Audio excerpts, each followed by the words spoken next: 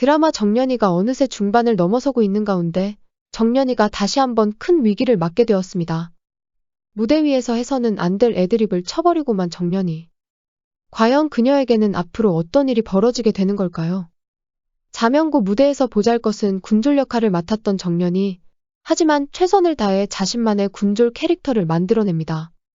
무대 위에서 정연이는 너무 과몰입을 한 나머지 대본에도 없는 소리를 펼쳐 보이고 맙니다. 관객들은 정연이의 군사서름 타령에 완벽히 빠져들었고 그녀가 소리를 마치자 우레와 같은 박수갈채가 쏟아져 나왔죠. 정연이는 관객들의 반응을 보고 자신이 군졸력을 훌륭하게 연기해냈다고 생각합니다. 하지만 그건 정연이만의 착각이었습니다.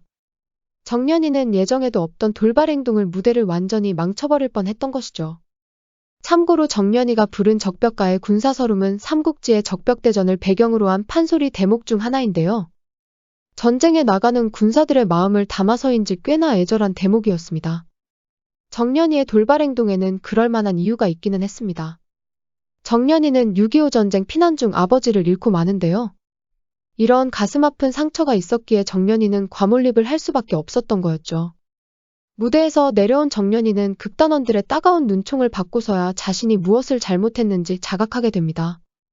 항상 정연이 편을 들어주었던 문옥경마저 정연이에게 실망함을 내비치게 되죠. 문옥경 입장에서는 항상 사고만 치는 정연이를 지켜봐주는 게 점점 힘겨워지고 있었습니다. 사실 문옥경은 마음이 이미 영화계로 떠난 상태였는데요. 이대로 무책임하게 매란을 떠나기에는 마음이 편치 않았던 것이죠. 애초에 문옥경의 이런 마음이 드라마 극초반부터 드러납니다.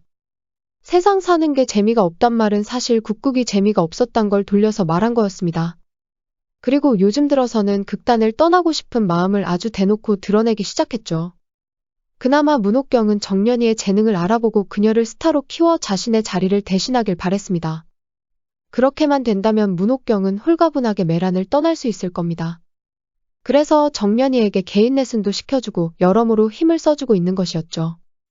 하지만 계속되는 정연이의 돌발 행동으로 문옥경도 점점 지쳐가고 있었습니다.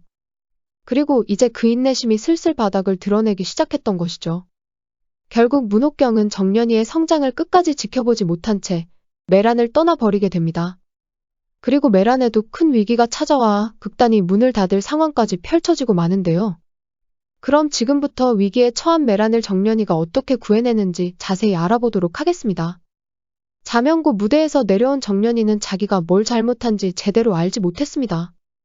그런 정연이에게 강소복이 다시는 무대 위로 올라가지 말라는 엄명을 내리게 되죠. 정연이는 자신이 맡은 역에 완전히 실패했다는 걸 깨닫게 됩니다. 촛대로서 극의 흐름을 방해하고 관객의 이목을 끌었다는 걸 비로소 알게 된 것이죠. 이후 정연이는 자신이 다른 사람들의 소리를 귀담아 듣지 않았다는 걸 알고 자명고 대본을 모조리 외우기 시작합니다. 자신이 맡은 역할뿐 아니라 무대 위 모든 역할에 귀를 기울이기 시작한 정연이. 다시는 무대에 오를 수 없었지만 국극에 대한 열정 하나만으로 정연이는 자신만의 특훈을 하게 됩니다. 그리고 12번째 공연에서 커다란 사고가 나고 맙니다. 원작대로라면 구슬아 역을 맡은 주란이가 극심한 감기 몸살로 쓰러지게 되는데요. 드라마판에서는 사고로 인해 주란이가 무대에 오를 수 없다고 합니다. 아무튼 당장 무대 위에서 구슬아 역을 누군가 하긴 해야 했는데 마땅한 사람이 없었죠. 바로 이때 모든 대사를 외우고 있던 정연이가 나서게 됩니다. 강소복에게 지난번 같은 실수를 되풀이하면 매란을 나가겠다고 선언한 뒤 비장한 각오로 무대에 오르는 정연이. 마지막 무대가 될지도 모르는 상황이었지만 정연이는 자신이 있었습니다. 그동안의 연습이 헛되지 않았는지 정연이는 무대 위 모든 사람들의 소리를 듣는 동시에 구슬아 역을 멋지게 해냅니다. 이후 정연이는 자명고의 마지막 회차까지 구슬아 역을 이어갈 수 있게 되죠. 아마 주란이의 부상이 너무 컸기 때문에 어쩔 수 없이 정연이가 그녀의 역할을 이어간 게 아닐까 합니다. 정연이 성격에 주란이의 역할을 대놓고 빼앗지는 않았을 테니 말이죠. 자명고 공연의 막이 내리고 드디어 합동공연 무대가 시작됩니다. 매년마다 서울의 6개극단이 힘을 합쳐 합동공연을 만들어냈는데요. 이번 합동공연에서는 바보와 공주가 무대에 올려질 차례였죠. 참고로 바보와 공주는 우리가 잘 알고 있는 바보온달과 평강공주의 창극 이름입니다. 정연이는 이 합동공연 오디션에서 온달 역에 도전하게 되는데요. 이번 오디션은 특이하게도 바보와 공주가 짝을 지어 연기를 펼쳐 보여야 했습니다. 정연이의 짝은 당연히 주란이가 될 줄 알았는데 생각지도 못한 인물이 정연이의 짝이 되어버리죠. 그 사람은 다름 아닌 초록이었습니다. 그리고 초록이와의 연습 때문에 정연이는 일생일대 최대의 위기를 맞고 맙니다. 정연이와 짝을 이뤄 오디션 연습을 하게 된 초록이는 정연이의 소리를 지적하게 되는데요. 초록이가 대체 뭘 알아서 지적질이냐고 하실 수 있겠지만 사실 초록이는 어릴 적부터 할아버지를 따라다니며 명창들의 소리를 들어온 전문가였습니다. 초록이는 정연이에게 떡목이라는 말을 하는데요. 이 떡목이란 건 발성법 중 진성과 가성이 합쳐진 것을 말합니다. 즉, 정연이는 지금까지 소리를 목으로만 부르고 있었던 겁니다. 초록이는 진짜 명창들의 소리가 몸통에서부터 쥐어짜내는 소리라고 말해줍니다. 초록이가 말하고 있는 발성법이 바로 우리가 알고 있는 흉성, 가슴에서 울려나오는 깊은 소리였던 거죠.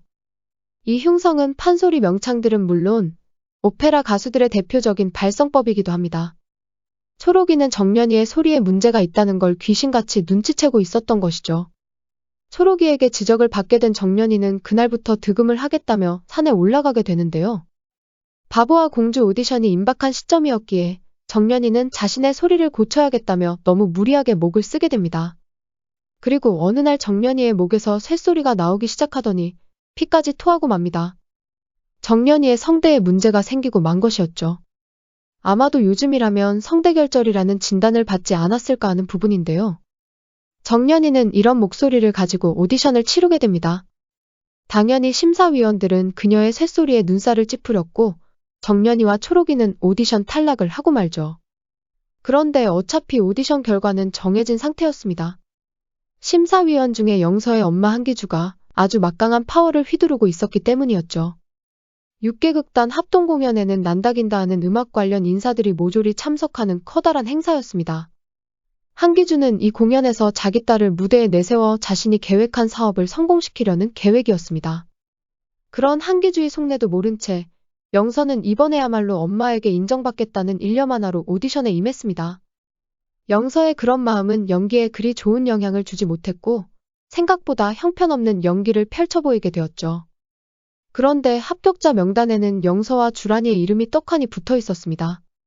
다른 극단의 오디션 참가자들은 영서의 연기가 형편없었다고 불만을 토해냈고 영서는 엄마의 입김이 작용했다는 사실을 알고 부끄러워 얼굴도 들지 못했습니다.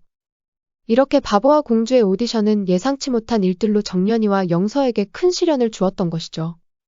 목소리를 잃은 정연이는 메란을 떠나 고향집으로 돌아갑니다. 그리고 영서는 떳떳하지 못하겠다는 배역 때문에 힘들어하는데요. 과연 정연이와 영서에게는 어떤 일이 펼쳐지게 될지 벌써부터 이번 주말 이야기가 기다려지네요. 구독과 좋아요 부탁드립니다. 저에게 큰 힘이 됩니다.